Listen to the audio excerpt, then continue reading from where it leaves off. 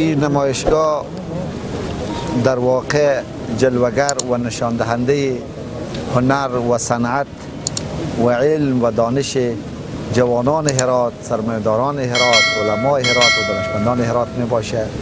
الحمدلله تو که من خبر دارم یک شرکت قوی از کشور دوست ترکیه هم در این نمایشگاه شرکت کرده و با یک بنیه قوی و یک روحیه قوی متفاوت‌تر از سالهای گذشته صنعتکارای ما در یک فضای امن که به برکت امارت اسلامی افغانستان حاصل شده برای صنعت و تجارت و خدمت برای ملت خود حاضر هستند. الله جل جلاله جناب خادم صاحب و سایر صنعتکارای ما حاضر هستند. یک اهمیت بزرگ که راهکار و رفتار و سیاست اداره محلی داره که است که مشاور ما در بخش صنعت و تجارت صنعتکارا و تجار هرات می باشند و ما همیشه برای صنعتکارا و تجار محترم خود گفتم که شما طرح علمی واقعی که قابلیت اجرا داشته باشه را آماده کنید، از ما فقط امضا بخواهید و اجرا بخواهید. ما طرح‌ها و پیشنهادهای صنعتکارا و تجار خود را به جان و دل میپذیریم و ثمره از او دیدیم. بیش از 30,000 نفر فعلا در شرکت صنعتی ما به طور مستقیم کار میکنند.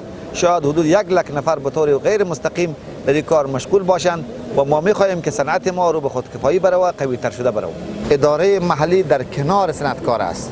ما نمیخواهیم که صنعتکارای ما و این به گفتم و تجار ما ضعیف بار بیایند. باید روی قدم‌های خود را بروند.